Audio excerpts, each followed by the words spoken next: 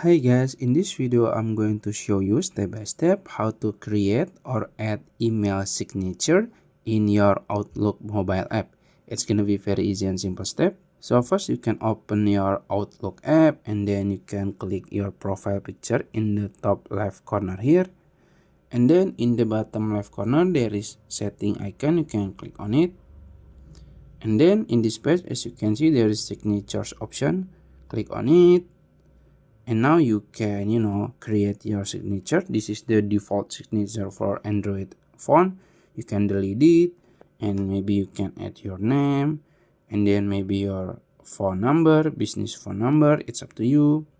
And also you can add your logo. You can just click picture icon in the left corner here and then you can upload your logo. And after that you can just click check here to save it.